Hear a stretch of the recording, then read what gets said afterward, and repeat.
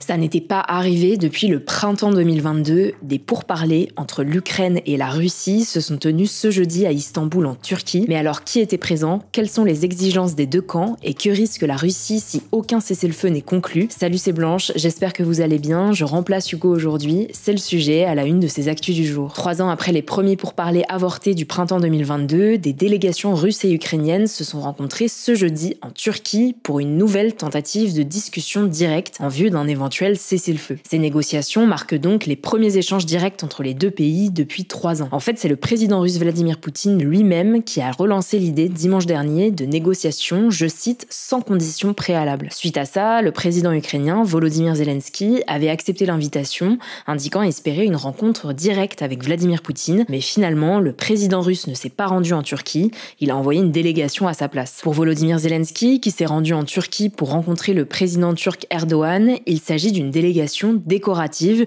puisqu'aucun haut responsable russe n'était présent. Le président ukrainien a donc finalement décidé de ne pas participer aux pourparlers à Istanbul, estimant que la Russie ne prend pas les pourparlers au sérieux. Il s'est cependant dit toujours prêt à des discussions directes avec Vladimir Poutine, et aujourd'hui il a dit regretter, face à une quarantaine de dirigeants européens réunis à Tirana en Albanie, que Vladimir Poutine ait, je cite, eu peur de se rendre aux pourparlers en Turquie. De son côté, le président des États-Unis, Donald Trump, a déclaré ce jeudi qu'il pourrait se rendre en Turquie si les discussions progressaient. En réponse, le gouvernement russe a estimé ce vendredi qu'une rencontre sur l'Ukraine entre les présidents russes et américains était, je cite, certainement nécessaire, sans parler forcément d'une rencontre en Turquie tout de suite. Alors avant de revenir sur les positions de chaque camp, pourquoi ces pourparlers ont-ils eu lieu en Turquie justement? Déjà, on peut noter qu'au printemps 2022, les pourparlers s'étaient déjà tenus dans ce pays qui est géographiquement assez proche de la Russie et de l'Ukraine. Mais en dehors de sa position géographique, la Turquie entretient des relations avec les deux pays et apparaît donc comme un médiateur stratégique. D'un côté, elle est membre de l'OTAN, cette alliance militaire de pays occidentaux menée par les États-Unis, et elle maintient donc un lien important avec l'Occident. Par ailleurs, le président turc Erdogan a déjà plusieurs fois répété son attachement à l'intégrité territoriale de l'Ukraine et soutient son souhait d'adhérer à l'OTAN. D'un autre côté, la Turquie partage des produits gaziers avec la Russie, et depuis 2016, Erdogan et Poutine se sont rapprochés alors que les Européens refusent que la Turquie intègre l'Union européenne. Mais alors, comment se sont déroulés ces pourparlers? Eh bien, pas très bien. On peut même dire que les discussions ont échoué, principalement à cause des demandes territoriales jugées inacceptables par l'Ukraine. La Russie aurait exigé le retrait des forces ukrainiennes de vastes zones actuellement sous contrôle ukrainien comme condition préalable à un cessez-le-feu, ce qui a fait dérailler les négociations après seulement 1h40 d'échange. Cependant, malgré cet échec, les deux parties ont tout de même évoqué la possibilité d'un cessez-le-feu, d'un échange massif de prisonniers, environ 1000 personnes de chaque camp, et d'une rencontre future entre Vladimir Poutine et Volodymyr Zelensky, même si le président russe a récemment refusé une entrevue de ce type. Parallèlement, les alliés occidentaux de l'Ukraine, à savoir Emmanuel Macron, le premier ministre britannique Keir Starmer, le chancelier allemand Friedrich Merz et le premier ministre polonais Donald Tusk se sont réunis à Tirana, en Albanie donc, pour réaffirmer leur soutien à l'Ukraine et réclamer un cessez-le-feu inconditionnel, dénonçant l'attitude de la Russie. En fait, en réalité, cette position de la Russie, elle n'est pas nouvelle. Elle souhaite que l'annexion des régions ukrainiennes Donetsk, Luhansk, Zaporizhia et Kherson soit officiellement reconnue. Même chose pour la Crimée, qui a été annexée illégalement par la Russie en 2014. Aujourd'hui, la Russie contrôle environ 20% du territoire ukrainien. Vladimir Poutine exige aussi la démilitarisation de l'Ukraine et un statut neutre, excluant donc une potentielle adhésion à l'OTAN. La Russie demande aussi que soient stoppées les livraisons d'armes occidentales à l'Ukraine. Côté ukrainien, la position officielle reste la même depuis le début de l'invasion à grande échelle en février 2022. L'Ukraine refuse toute négociation qui impliquerait une cession de ses territoires. Volodymyr Zelensky affirme régulièrement que la paix ne peut venir qu'après le retrait complet des troupes russes des territoires occupés, y compris la Crimée. Sur ce point-là, donc, un accord semble inenvisageable. Le président ukrainien demande aussi à ses alliés de fournir à l'Ukraine des garanties de sécurité pour dissuader la Russie de l'envahir dans le futur si un accord de paix était conclu. C'est pour ça que l'Ukraine souhaite rejoindre l'OTAN, ce que la Russie et les États-Unis refusent. Autre option envisagée, la création d'une force militaire occidentale européenne qui pourrait être envoyée en Ukraine une fois la paix revenue, une idée là encore rejetée par la Russie. Mais alors, que va-t-il se passer désormais, sachant que rien n'a été acté lors de ces pourparlers. Eh bien, les alliés européens de l'Ukraine ont menacé la Russie de sanctions massives si elle n'acceptait pas une trêve de 30 jours dans les prochains jours. À noter que l'Union européenne a déjà adopté ce mercredi un 17e paquet de sanctions contre la Russie. Il cible notamment sa flotte fantôme, qui est composée de plus de 350 vieux navires pétroliers non assurés qui sont utilisés pour contourner les restrictions sur le pétrole russe. Ces navires pratiquent des méthodes clandestines pour dissimuler l'origine des cargaisons, ce qui permet à la Russie de maintenir ses revenus pétroliers malgré l'embargo qui lui est imposé. De nouvelles sanctions pourraient donc être prises prochainement par l'UE, mais aussi par les États-Unis.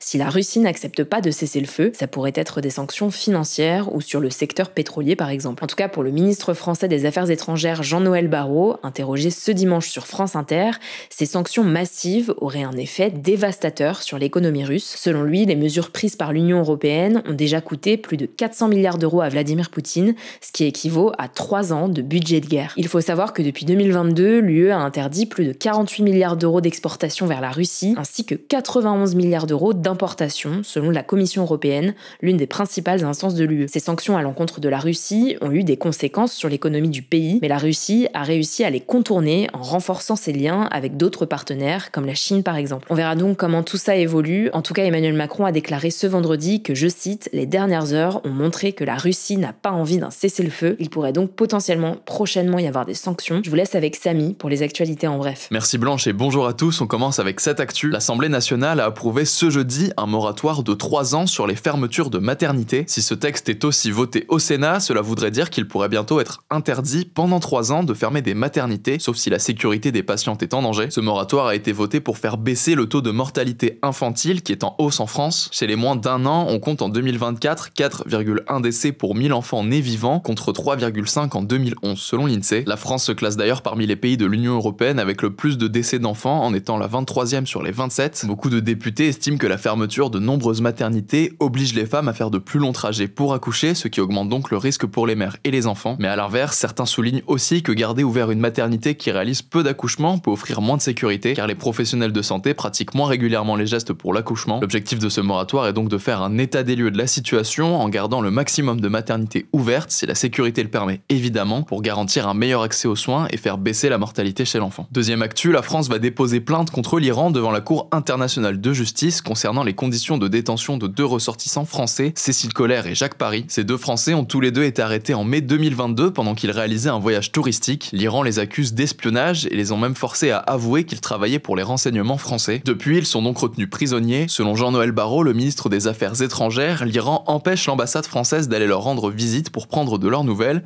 et les conditions de leur détention seraient, je cite, assimilables à de la torture. En saisissant la Cour internationale de justice, qui est chargée de régler les différends juridiques entre les États conformément au droit international, la France cherche donc à faire pression sur l'Iran en demandant à la justice de déterminer si l'Iran a bien violé ses obligations internationales. On suivra ça. Troisième actu, plusieurs dizaines de jeunes tueurs à gages, âgés parfois de 12 ou 13 ans, ont été repérés ces derniers mois au sein de l'Union européenne par Europol, l'agence européenne de police criminelle. Selon France Inter, qui a révélé l'information, ces cas de recrutement de jeunes adolescents payés pour tuer seraient en forte hausse dans l'Union européenne. Selon les enquêteurs, engager des enfants comme tueurs à gages est plus facile pour des réseaux criminels, notamment du fait de leur vulnérabilité, de leur attrait de l'argent facile et le faible risque judiciaire pour les enfants. Europol a donc lancé une vaste opération pour lutter contre ces recrutements. Selon une source proche du dossier, près d'une trentaine de mineurs ont été recrutés récemment et 2 adolescentes ont même déjà été interceptées dans l'Union européenne alors qu'on venait de leur remettre une arme et des billets de train pour une mission. En tout cas, il n'y a pas actuellement de chiffres exacts pour la France, je vous mets des liens en description si vous voulez en savoir plus. Quatrième actu, les infractions anti-LGBT+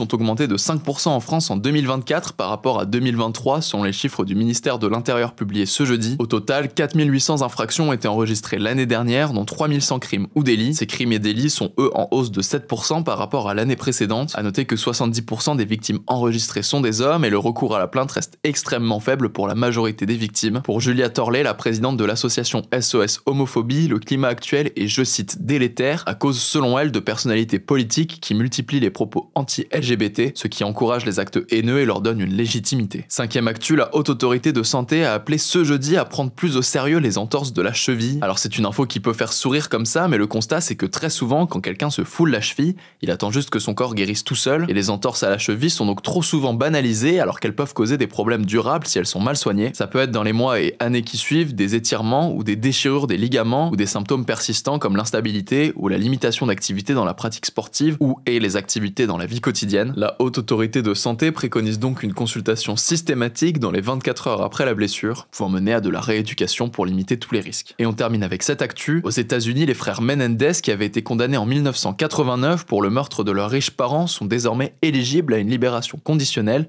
et pourraient donc sortir de prison avant la fin de leur peine. Les deux frères, Eric et Lyle, ont été condamnés à la perpétuité incompressible et ont déjà passé 35 ans en prison. À l'époque, l'affaire avait passionné les États-Unis lors d'un des premiers procès retransmis à la télévision, et cette affaire est revenue sur le devant de la scène avec une série et un documentaire sortis sur Netflix en 2024. La justice avait accusé les deux jeunes hommes âgés de 18 et 21 ans au moment des faits d'avoir assassiné leurs parents pour hériter de leur fortune de 14 millions de dollars. Leur avocat avait quant à eux présenté ces meurtres comme une tentative d'autodéfense en affirmant que les deux frères avaient été violés pendant des années par leur père et que leur mère était au courant. On vous tiendra au courant sur la suite de la situation. Merci Samy pour ces actualités et merci à vous de continuer à suivre ce format. Je vous rappelle qu'il est aussi disponible en version audio, podcast, donc sur toutes les plateformes d'écoute, Deezer, Apple et Spotify. Je crois que j'ai tout dit, prenez soin de vous, prenez soin de vos proches et je vous dis à demain.